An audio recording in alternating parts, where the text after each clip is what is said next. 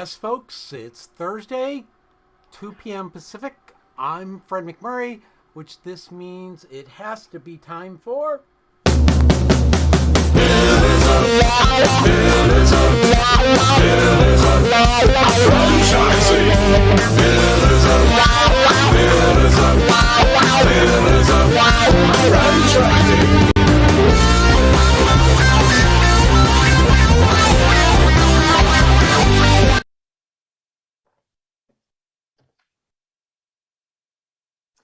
You are muted, lady. Oh my goodness. Is it Friday yet? No, it's only Friday Eve. It's got to be I'm Friday. just glad it wasn't me, since everybody's constantly pulling on Elizabeth. And I don't know if you've noticed, but I have not been doing that lately. So the baton has been passed. Well, in all fairness, you have been absent. Hey, welcome to Pillars of Franchising. Woohoo! What are we on, the 28th of 29th? 29th already? What the heck happened to September? I don't know, but it's going by way too quickly. It sure is. I'll tell you what's not going by too quickly are all these issues we're having with staffing and all this other fun stuff, huh? Can we just be past that already? Well, evidently not, because now we're dealing with inflation and recession and all kinds of fun things, which brings us to our word on the street today. Yeah, absolutely. So we stumbled across this survey, and our friends at IFA and Gallagher and Fran Data had kind of published this all together. It's the 2022 Franchisee Inflation Survey. Mm-hmm. And I think it's hitting every industry a little bit differently. Certainly our industry that Ray and I are in, ours, I can personally say, I feel like we're getting out of the labor shortage, but we're dealing with inflation as it comes to the cost of fuel, which is really big when you have a fleet. Fuel costs, though they've come down significantly in the last couple of weeks, they're still well over what they were a year ago. Right. Mm-hmm. And we still have the inability to get a lot of supplies. So a lot of these issues that we ran into have continued. So it's the strangest things too. Donald lost his phone, so we had to get a replacement. Can't find a phone case anywhere. Amazon, the Verizon store, nowhere. I mean, it's just the strangest things. So you never know based on industry what people are struggling to get. Yeah. But some key findings from this report that are posted on the IFA website, if you're interested in going and looking at the whole entire thing, say that 90% of franchisees are experiencing moderate to substantial inflation impact. Yep. Most impacted sectors are lodging at 90%, QSRs at 83%, and child-related services at 61%. 89% have raised prices of goods and services. Yep. 64% are reported lower earnings due to raises in prices, and QSR restaurants, especially retail stores, beauty. So that's the bad news. Right. Well, good news, Kristin, tell us some good news. Well, I mean, the good news is if there's some to share, I will say that, not every market is impacted the same. Not every segment, as you mentioned, the top three are still, those are probably the hardest areas of impact. But there are several places in which it's not being impacted. For example, a lot of people right now are in rent. They're in rented buildings, and that's not really a concern right now. Perhaps that's due to the availability of space. So I don't see that to necessarily be a huge issue for folks. I don't think if you look at multi-unit compared to single unit, I think in a lot of ways it's harder for single units to absorb some of these because they don't have multiple businesses to leverage costs across. It's just one. And so I think that tends to be a little bit of a problem. But it is still, compared to having an independently owned business, this is still a great market to be in. Having the support of fellow owners and your franchisor, the really great thing about being a part of a system is that people are finding ways to leverage marketing dollars. For example, here in Chicago, we have marketing co-ops. So to have big market impact is a lot cheaper for all of us in this area because we pool our money together. A lot of times franchisors are able to do corporate buys for the franchisees, which makes it really nice because then, maybe you're getting a big break in how much you're paying for your supplies, whatever that key supply may be that everybody shares. Mm-hmm. So, and those are things that if you have an independent business, you just don't have business partners or, I'll call them brothers and sisters in the franchise family analogy, that you can pull money with. So I think that it's a really good time still to be in franchising. We have had to, as reluctant as I am, have had to raise prices. And surprisingly, a lot of my customers have said, of course you have to. Everybody is, right? Mm-hmm. I mentioned I took my kid to Culver's, one of the favorite franchises that I like to visit. And we had one meal plus an extra order of pretzel bites. And it was $18 just to feed one teenage boy a controlled, like if I let him order himself, he'd order like 3, but just a meal plus extra pretzel bites. And it was $18. Yeah. So the costs are everywhere. I think we all have to accept that that's just what's happening right now. And hopefully we get through this relatively soon. But the great news is we got a guest today who is a wealth strategist who's going to help us figure out how to plan for our futures and where to make good investments and things of that nature. So with this, I say we should get on with our guest. Yeah. And before we do that, I'll just quickly say it while y'all are on screen. If you have questions for our guests or any of our mentors, call us at 323-580-5755. So y'all take it away. Thank you so much, Elizabeth and Kristin. So I'd like to introduce you all to Mike Ringel. Ringel or Ringel? I'm sorry. Ringel's fine. There we go. Mike Ringel, who is a wealth strategist, financial planner.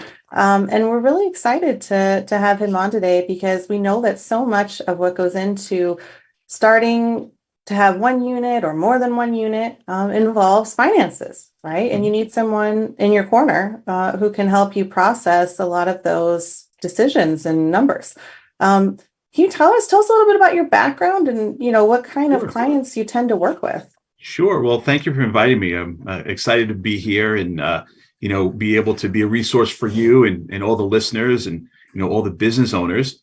My background is I'm a CPA. I don't practice anymore. I did my time at some of the large firms, Deloitte & Touche, BDO Seidman, and went back to NYU to get my master's. And upon graduating, decided that I didn't want to go back into corporate America. Right. Really wanted to do something that made a difference for people. And some friends and I started a company called Let's Talk Business.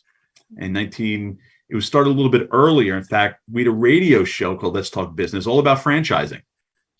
And that's where we started. And from there, we started building what we called at the time entrepreneurial support communities. Mm-hmm. So bringing business owners together for them to talk about the different issues and challenges they face in their business.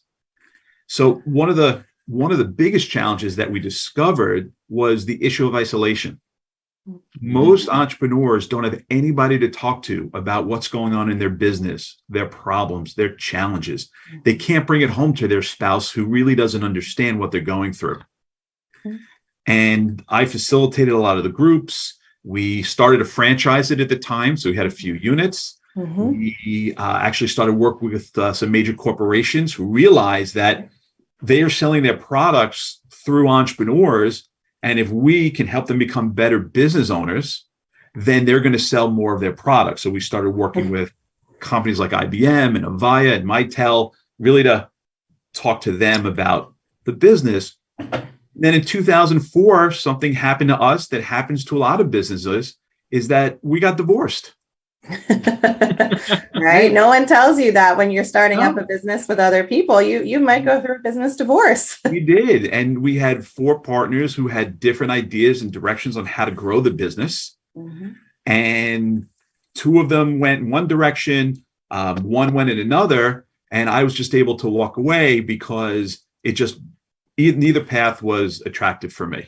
Mm-hmm. And one of the things that we talked to them about was, we talked to all the entrepreneurs about, is creating buy-sell agreements. Right. As an attorney, you know how important they are. Absolutely. When things are good, Mhm. and everybody's happy, that's Mhm. the best time to put the what ifs down on paper Mhm. and to fund them properly. So, what if one of the partners just wants to leave? Right. What That is if, an important question. Yeah. I mean, and so many people don't realize that, a lot of the buy sells, when you say, okay, I'm going to have to come up with, half the value of the business, and right? maybe that's $500,000. And, Yeah, someone's looking at that, it's like, I don't have $500,000 cash, right. but they don't realize that this could potentially be funded, right? You're going to tell us with life insurance. Well, so there are different, right? There are different ways to fund it. So if Laura, if you and I are partners and one of us passes away, right, then we can use life insurance, right, owned by the company, and there are certain ways to structure it such that, if the business is worth, your half is worth $500,000, then $500,000 would come into my financial world, and I would be able to buy your shares from your estate, and everybody's happy. Now, one of the funding mechanisms that most business owners miss is that what if one of us becomes disabled? Right. That's a big issue, because it's not the same kind of like instant payout. Even if you carry disability insurance, which is costly, but even if you decided to do that, there isn't, an immediate lump sum payment. Typically, it's more monthly, kind of checks. Right. So you can buy what they call disability buyout insurance. Oh, look at that. And which is special. So it's specifically for partners and for business owners who want to have a funding mechanism, because, Laura, if you and I are partners and one of us gets sick, we still each own half the business. Right. And suddenly, if I'm sick, you're having to carry my weight. Right. And you're still entitled to your half. And I'm still entitled to my proceeds. Right. You are. And legally, that's a very tricky situation, plus emotionally, but, legally, that's very complicated. Right. And so the third funding source, could be from the cash flow of the business. And the question is, will the business be able to have enough cash flow, right, to be able to buy one of us out? And it's kind of like, if we'll talk a little bit later about how you transition a business, what are the choices you have? And if you transfer to an insider, which could be a partner, there's the possibility of double taxation. Right? There really is. So, and a lot of business owners don't know this. So you really need to have any agreement you have reviewed, right, by an attorney like yourself. Need to coordinate with somebody like myself who knows the financial aspects of it. And it has to be done when everyone's happy. Right? It can be hard to line up all those stars, yeah. But it is important to try and do that, because what you're saying makes total sense. That, I have a client recently who's going to make a pretty substantial investment, and there's a group of 3 of them, and they're all best friends, and they're all very excited. And right now they're all very excited, but how this may, I'm not saying it will go badly, but it could. It could. And a lot of life is about evaluating and judging risk and saying, okay, how do I mitigate that? Right. And mitigation in this kind of risk is done through doing a buy-sell agreement. And how do you fund that when everyone is happy, like you said? Well, and the reason why I say that is there was a law firm that I worked with where the partners weren't happy. And in the middle of they were working on their buy-sell agreement when things weren't going great. And so it just put a tremendous amount of stress on the practice. Now, one of the things that is really important, and it's been fascinating to me, is most business owners, I think it's 98% of business owners, don't know the value of their business. No, it's absolutely correct. Almost no business owner that I've ever worked with, whether it was my client was selling or my client was buying, there's almost no one who does any kind of consistent valuation or wants to pay for a valuation. And it's important to note as well that, how things are valued, there is no, one truth. Right. It is subjective. It is something where, There may be an approach to valuation, for example, for tax purposes, where, frankly, we all want to minimize value if it's going into your estate, if we're doing gift transfers, for example. However, if we're looking at selling a business, we want to say the value is very high and it's wonderful. And so I think that's another reason that a lot of people, in addition to just not really knowing about how to do, kind of at least back of napkin valuation, there's a lot of confusion out there. There is. And you brought up some really great points, is that the reason why business owners don't have valuations done on a regular basis, if at all, is because it's typically expensive. Yep. It takes a tremendous amount of time away from them working in their business. Mm-hmm.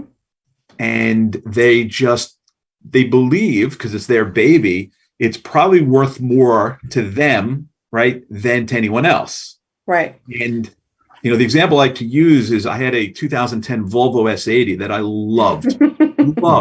I would pour money into this car. I mean, my wife just wanted to get rid of it. To me, it was worth everything, right? To anybody else, it cost me money. It cost me money to have somebody take it off my driveway. Right? Right. It costs, exactly.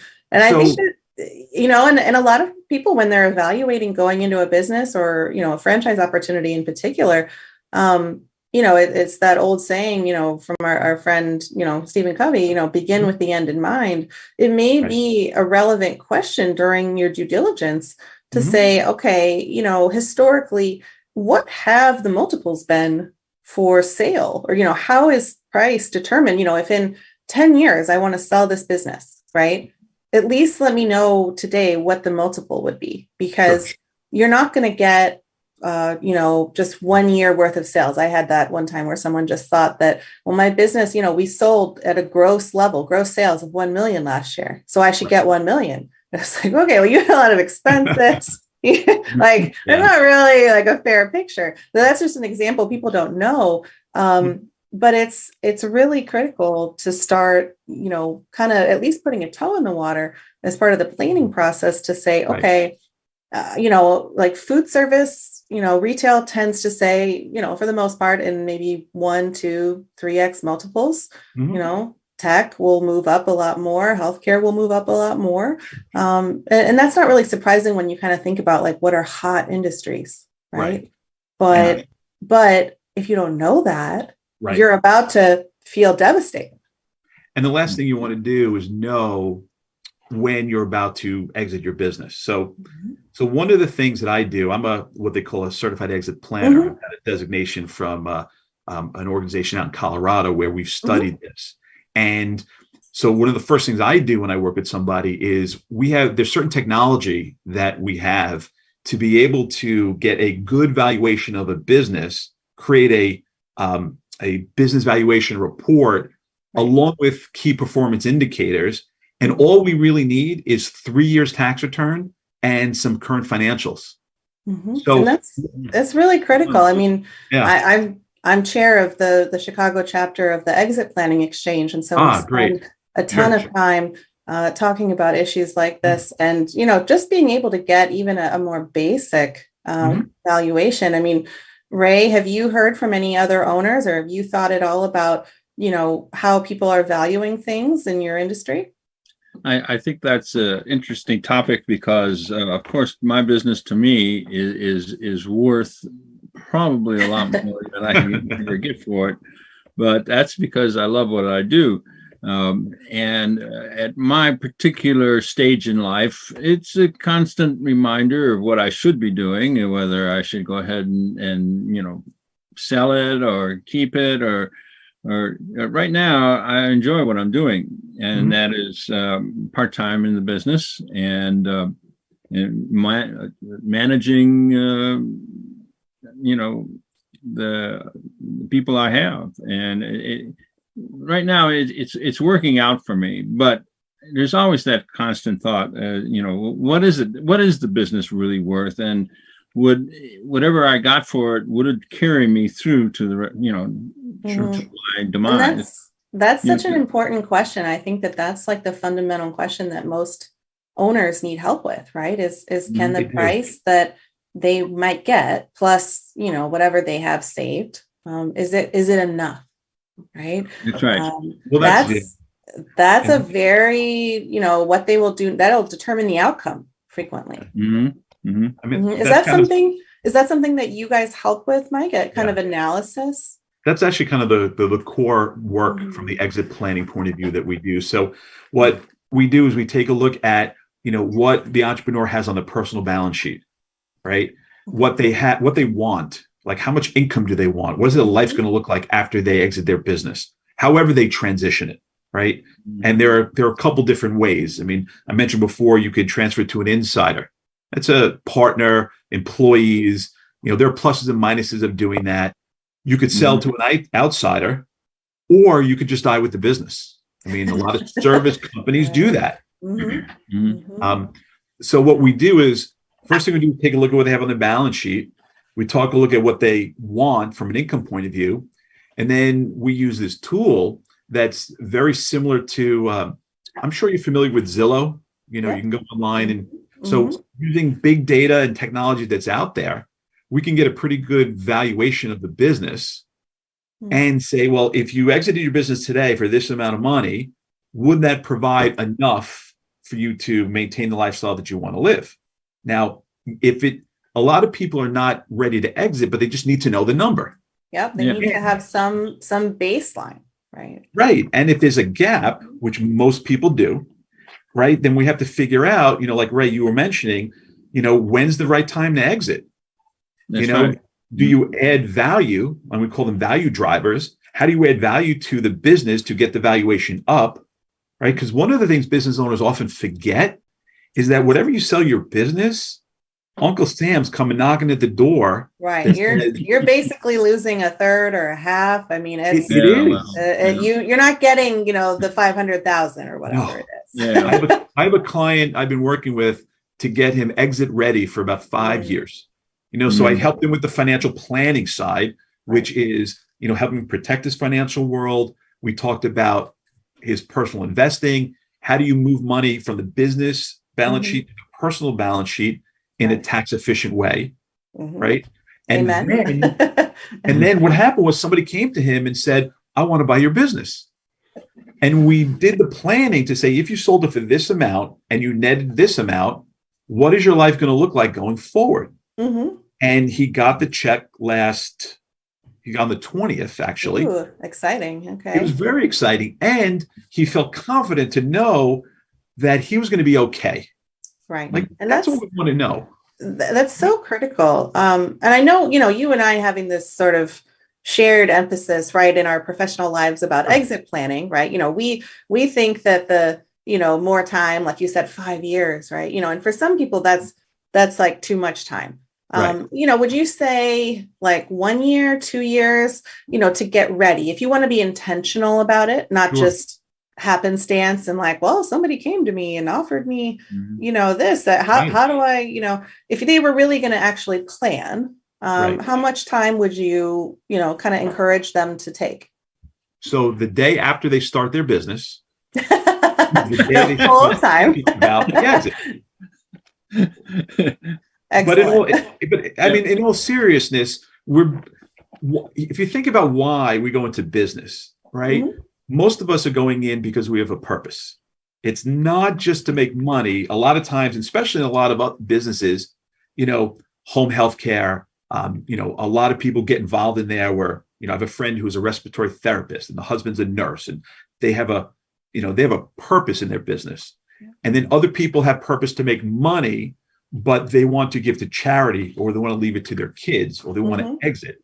So, what in my mind is the best time to plant, I think it's a bonsai tree was 20 years ago. Yep. A tree is 20 years. Right. Second best time is today. Right. So what I'm thinking is, I like to work with, business owners between, around 3 to 5 years out. Okay. Right. Also business owners who are about to get the biggest check of their life, right? Because they work so hard for it. Make sure that they don't gamble and speculate and lose it. That's important, right? People think suddenly, well, I got $5 million, it doesn't matter. I can buy that boat. That's, Right. I can buy, a place, in the country. I can buy, it's so much money. And it's like, slow down. Yeah. So we need to manage cash flow. And, we mentioned taxes. I'm working with another client who's about to sell his business for $30 million. He's a partner, and we're trying to figure out the best ways for him to either defer or reduce his capital gains tax. Right. There are a few strategies that are available, right? But they all involve giving up the capital for a certain amount of time. Yes. So that you have to think about it. Is right, it worth? Right. You can't get the money and not pay the tax. No. They've figured that one out. Yeah. Yeah. Yeah. And they forget that. They're like, I'm getting $1 million, and they realize, no, I'm only getting 700 net. It's not enough. So how do I add value? Well, if you're 3 to 5, 7 years out, we can work to create these value drivers so that you become exit ready. I think it's relevant too to think about the fact that, for a lot of franchisees, it's common that the term of the franchise agreement is 10 years, right?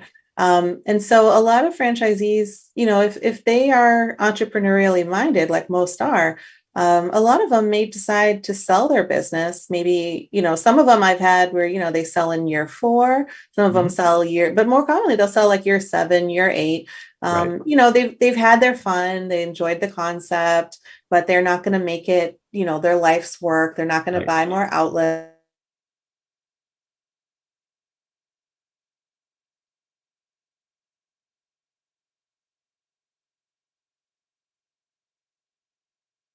Year 6, how would you advise them? What should they be thinking about in terms of timing? Well, the same thing. I mean, it really comes down to what's the value of your business, right? How much money do you have on your balance sheet to produce the income that you're going to want? Is the value of the business going to be able to do that for you? But a lot of times, people are not ready to retire. No. Most entrepreneurs, are entrepreneurs at heart. Yep. And they're not going to sit by the pool and play tennis and golf and dominoes. No, they're always buzzing with some new idea. They're always coming up with something else. So,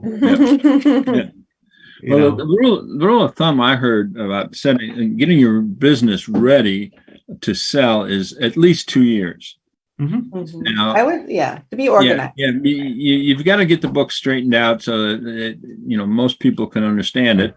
And they say it's going to take at least 2 years. And you mentioned something about when do you start planning, and you said when you open your business. And I'm going to quote Stephen Covey here and say, you begin with the end in mind for everything you do in business, and you should be good. Well, great. I agree with you. And there are other factors involved. So the earlier you start, the better, because, an owner or someone going to buy the business, may want to have their key employees go with them. So we need to start thinking about how do you lock in some of your key employees that you can't lose, that add value to the business, such that they don't leave. And so putting together, non-qualified deferred compensation plans, providing them with ways to be able to make sure that their key employees don't leave upon the transfer of the business when the owner's not there anymore. There needs to be certain incentives involved to make them want to stay, at least for the transition or for a couple more years for the new. And I've seen those in all different, types and forms. We could probably have a whole session just on that. But, we're so glad that you were able to join us today. Thank you. Tell everyone your contact information so they can reach out to you. Sure. My email address is mringel @strategiesforwealth. That's forwealth.com. And my phone number is 917-734-4748. And, if anybody, feel free to call me. There's no cost to a conversation, and, find out about you and your business, and, share with you some ideas, and we can go from there. Perfect. Well, thanks so much. We really appreciate all your insights today. Thank you. Thank you, Mike. Thanks, Fred. Thanks, Laura. Thanks, Ray. Hey, franchise owners. How's your local marketing? Do you feel like you could use some help keeping up with your social media posts and comments and reviews? Do you wonder if you could be doing more to attract local customers? Are you able to identify new move-ins to your local area? At Westvine, we help franchisees like you reach more local customers through digital marketing. With daily monitoring, creative content, and ad placement, and customer data intelligence, we'll get your business in front of the people who want your products or services. We also work with franchisors who need an agency to handle the digital marketing for all of their locations. If you're ready to reach more local customers, give us a call at 805-265-5440 or visit us at westvine.com.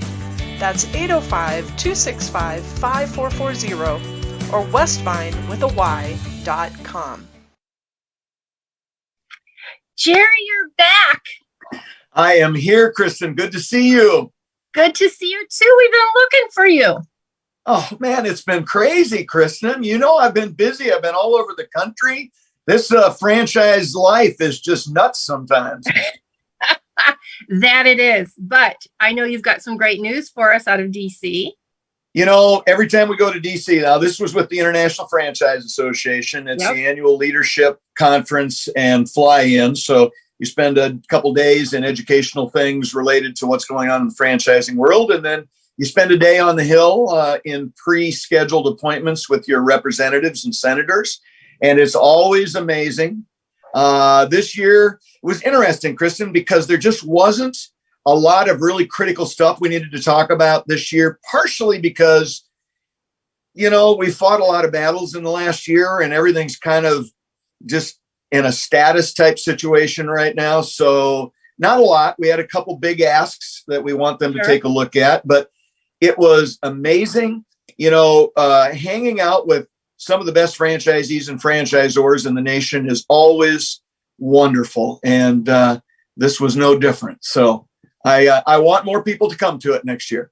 Well, I did investigate it actually, as a matter of fact. And, you know, I will say for any franchisees or potential franchisees out there listening, you know, I've been a member of IFA for several years, but I never really done anything until this past year when I went to San Diego. And then, well, to be quite honest, I just got jealous that you kept going to DC. So I'm like, well, what the heck is going on in DC?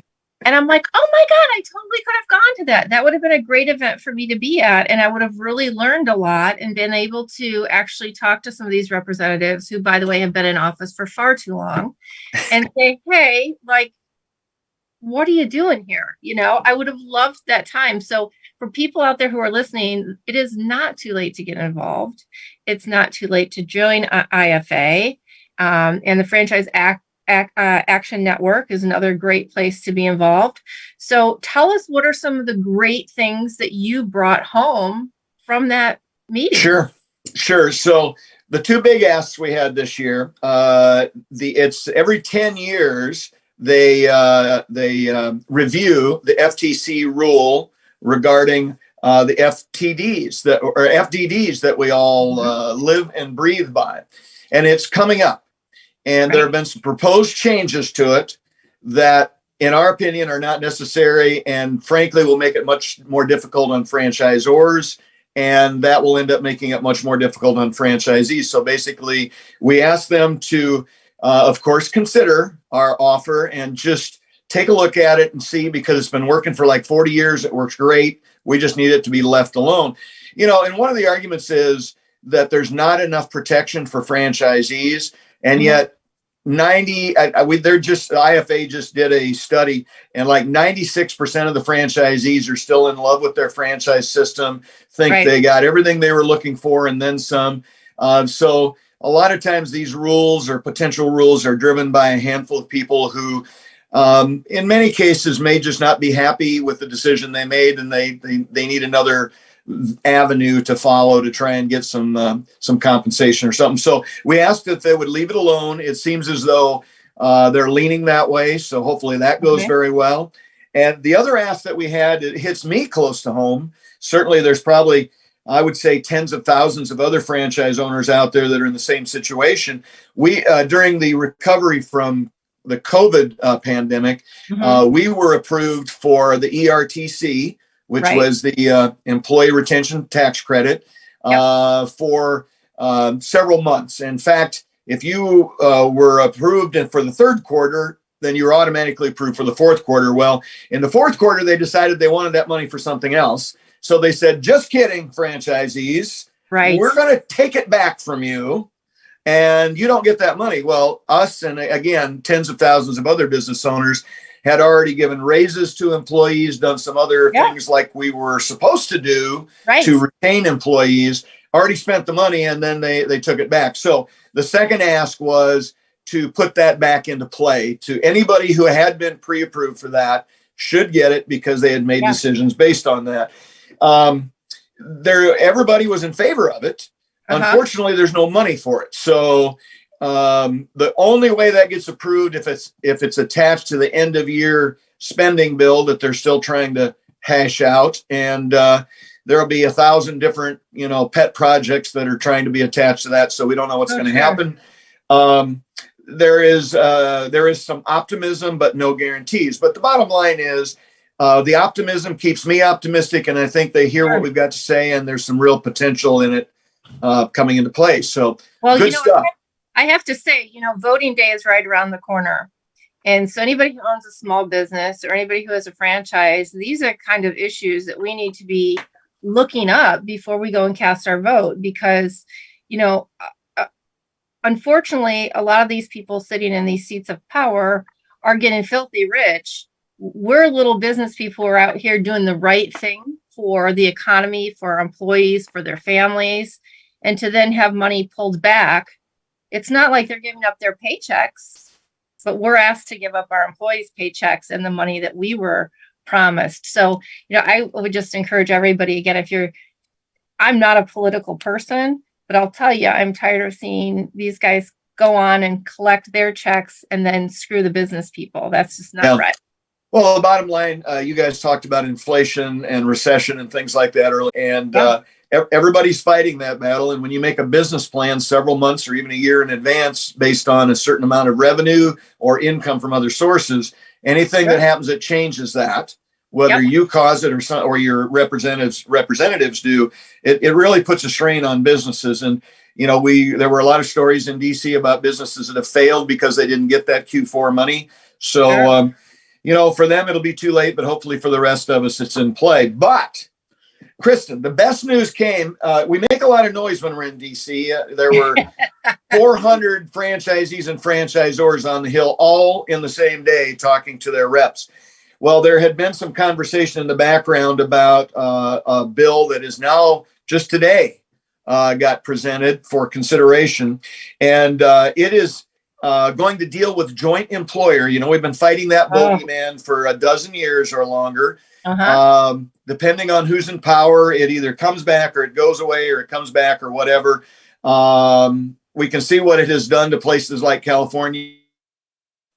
There has been anything that's happened relating to that employee-employer relationship.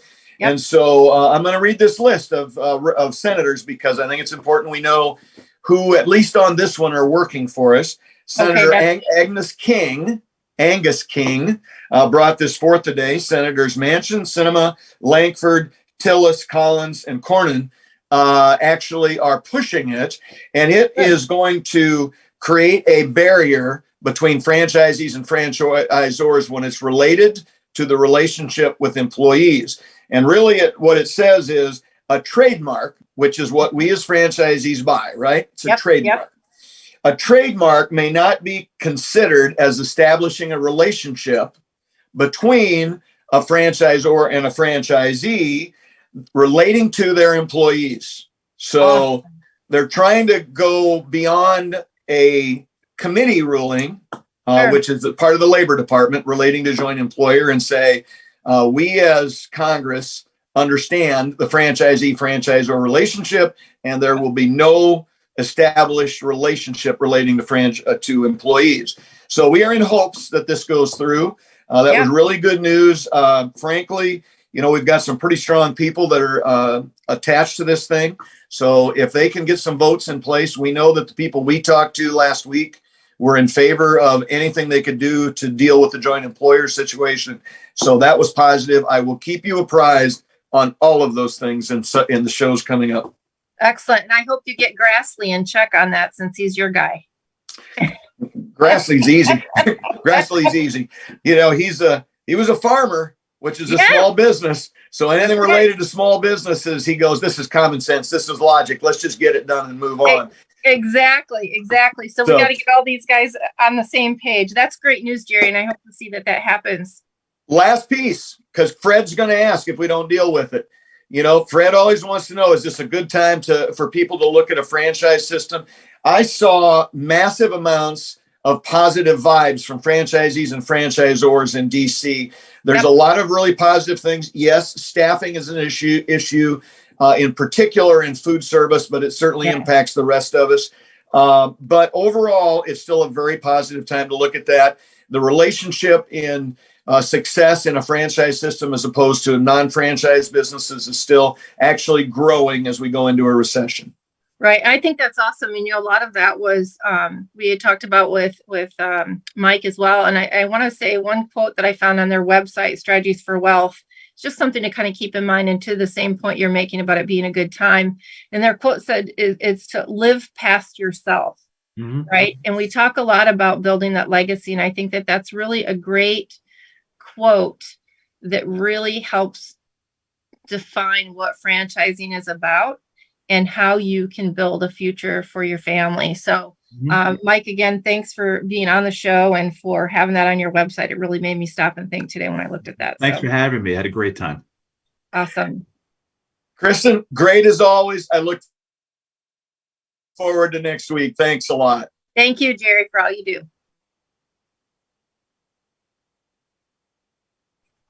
As usual, thank you for joining Pillars of Franchising. We appreciate every single one of you. We want to give a shout out to our sponsors, the Titus Center for Franchising at Palm Beach Atlantic University. You can find them on the college's website. Also, Franchise Show 247, which can be found at franchiseshow247.com.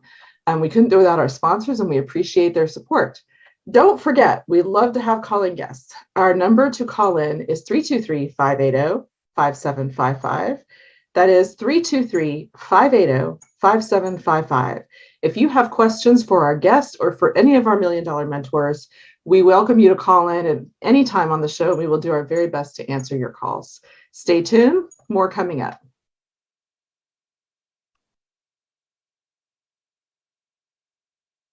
Wow, that logo looks great, doesn't it? It does. I love it.